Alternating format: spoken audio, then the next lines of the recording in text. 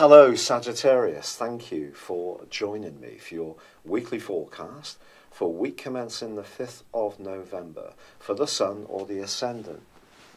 This week sees a very tender new moon in the most sensitive part of your horoscope. This is linking with Neptune, the planet of dreams. It suggests that although Jupiter, your ruler, returns to your sign for the first time in 12 years and flags up a 13-month period of opportunity, growth and optimism, initially I don't think things are going to travel quite as quickly as some may allege. Also, Mercury in your sign, but in detriment, forges a tight right angle to Neptune. It's almost as if anything you do want to get off the ground this week may lack the impetus that you really require.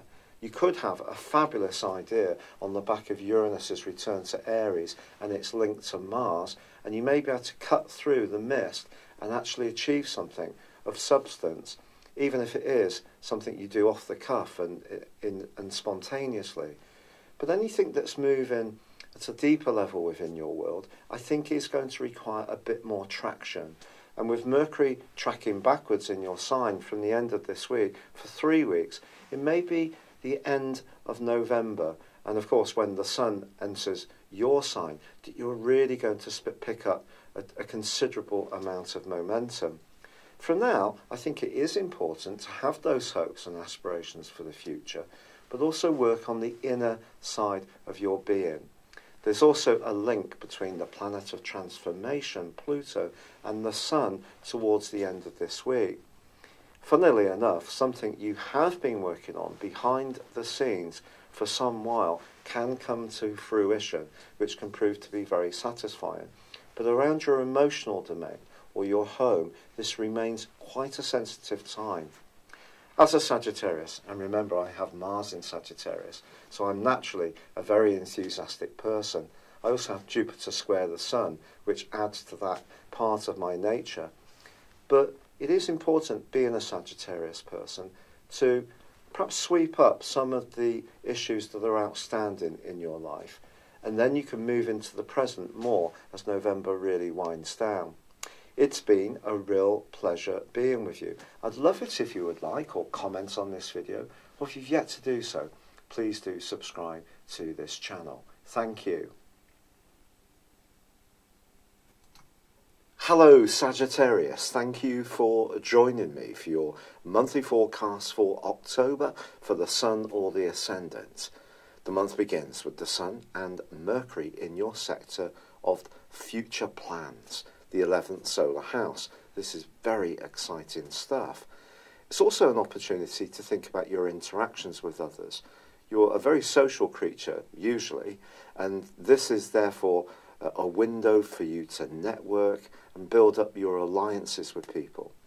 If you're looking to go out and have fun, there are some challenges though this month, because a collection of energy is developing in your 12th solar house, and of course you already have Venus in this location. This is more introspective, and Venus will be going into a retrograde from the 5th that will last through to the end of the month in the sign of Scorpio.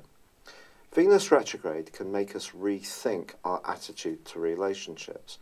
In the 12th house, it could see you becoming much more sentimental about a past involvement. Even if you're seeing someone now, there may be some strands, emotional strands, that still need analysing to understand. It's possible also there could be some kind of reunion. Or if you're single, you may start thinking much more nostalgically about someone you used to be involved with, the proverbial old flame. For some Sagittarians, you may even actually come face to face with that person and explore if there is an opportunity to relaunch the tie. It doesn't mean to say it will go forwards, but this could be part of the process you may decide to go through. Now also on the 2nd, there is a quarter moon, and also on the 16th. On the 2nd, it's in the sign of Cancer, which is very much to do with the things you share deeply, your more passionate involvements. If you're in a tie, any kind of involvement, whether it's in a group or a friendship or a one-to-one situation where you feel your freedom to be more independent, is being challenged in a way that you're not enjoying, the following week from the 2nd could see you doing some soul searching. On the 16th, however, it's much more to do with your values. Are your values meshing together in a relationship in the way you want? Is it possible, for example, that you're being perhaps a little over generous in one situation and someone's taken you somewhat for granted? And again, something else to explore. But in the first 2 weeks of this month, Venus is also in a right angle with Mars. Something that's been bubbling beneath the surface in a relationship scenario could burst into the open. It could be about your approach. Now, you can be a larger-than-life character, very charismatic, and you have an enthusiasm that comes from your ruler Jupiter, which is very much about embracing the things that inspire and enthuse you. But sometimes I think there can be a tendency with Sagittarius people to not necessarily look at more tender things and move on to the next project, relationship, situation. I have a lot of Sagittarius in my chart, so I think I understand this. And it's important, therefore, if there are any things that are not working as cooperatively and harmoniously as they could be, that you do stop, pause and try to deal with them, especially with Venus retrograde. But also, Mercury is going to move into this tender area too on the 10th, but the 9th sees a very potent new moon.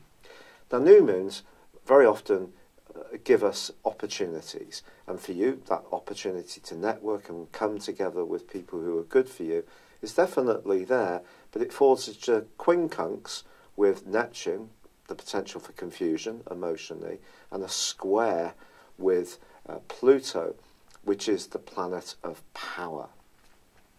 Pluto is also about transformation, and I think the way you view your attitude to others, even how you're viewing your future, could come strongly under the astral microscope in the month from the 9th, in a way which might be a bit unexpected. You may go through something of a sea change in terms of your overall outlook.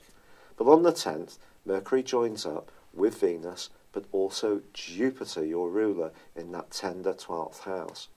Mercury is going to be in this location through to the last but one day of the month. This is an opportunity to think beneath the surface, to step back a little bit. That more philosophical and spiritual side of your nature, which is very much there, just needs to breathe a little bit more. It needs to be oxygenated. But that may mean that you want to just step back from some of the very social possibilities that are there.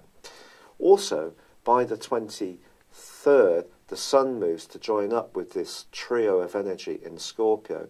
And even more, I feel there's going to be a need to just step back. If you are interested in healing, spirituality of any kind, and you're someone who enjoys personal development, this can be a very enriching time, especially because Mercury forges a very potent link with Pluto itself across about 5 days from the 20th, and suddenly you may have some eureka moments that can unlock potential within you. But the advancing Sun does meet up with the retreating Venus, and I think there could be a conversation that occurs in the last week of this month which can actually be hugely illuminating, not least because there is a full moon on the 26th which combines with the rather rebellious and disruptive energies of Uranus. Perhaps your approach to work or diet or health or even responsibilities and obligations is going to reach a tipping point where the desire for you to retain your freedom and independence needs to be counted against the responsibilities and obligations we all have. There is a saying, isn't there, that freedom comes with responsibility. It's definitely going to be tested out at this time. If you're doing a job that you find total drudgery and very, very boring, you may want to break free from it then. And the breakthrough moment for you can happen on the 30th, because then Mercury moves into your zodiac sign. Ironically, Mercury is actually in detriment in Sagittarius, but I think generally this is going to be very good. It brings you out of the darkness that can come from this Scorpionic energy where you're doing a lot of soul searching, a lot of thinking, and working out who's good for you in your life and who's not. I think you may, in general, develop a much stronger sense of self-analysis this month. But once Mercury moves into your sign, you can feel more outgoing, less anxious really, and more ready to move into the moment and start transmitting your ideas to others in a more outgoing and productive way. It's like you're moving through a series of 3 transitions. The first is social, the second is more reflective, and the third sees you move into your own energy and you become more single-minded. So this is a fascinating month for sure. The great news, however, is that Uranus and Mars are no longer clashing.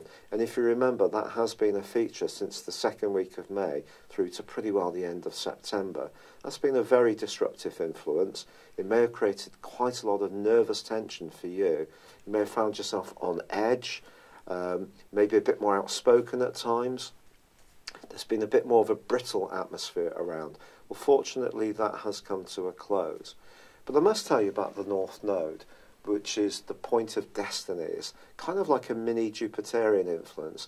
And for you, since May the 10th, 2017, the Dragon's Head, the North Node, has been in the sign of Leo, which is very much about travel, expansion, knowledge, and you probably have gone through a growth spurt around those areas since then. But of course, it has its diametrically opposite point, which is the South Node. And that's a much more tender area, and that's in the sign of Aquarius, which is your everyday thinking. But that point is going to dissect the opposition that occurs between Uranus, the Sun, and Venus in that cluster of days from around about the 23rd to the 26th. And I think there could be some important conversations then. And the important thing about it for you is to try to be as open-minded as possible, because what comes into the open may be a surprise, but it can bring a lot of illumination to you in a way which can see you evolve hugely throughout the month of October.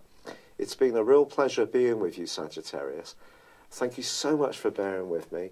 I have really been going through it with this rheumatoid arthritis, and I am trying all the natural stuff that you've all kindly shared with me, and a lot of it is showing promise, but it turns out the rheumatoid arthritis is quite aggressive.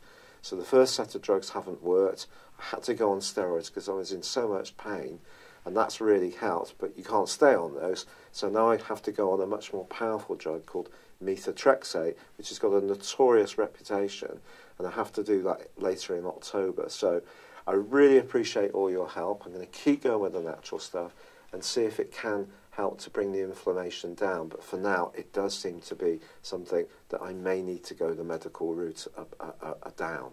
But for now, good luck and goodbye. I'd love it if you would like or comment on this video, or if you've yet to do so, please do subscribe to this channel. Thank you. Hello, thank you so much for watching my video. I'd love you to join me at my Horoscope Ace app. You can find this at www.horoscope-ace.com. You can use it through Android, iOS, Apple, or Facebook. Check out your ascendant or your moon sign, or download your free birth chart. There's all your favourite videos, plus there are daily, weekly, monthly and yearly horoscopes for general, love, Chinese and Indian astrology. If your passion is tarot, there's my brilliant 3-card money or love tarot readings too. And it's all there at www.horoscope-ace.com. Thank you.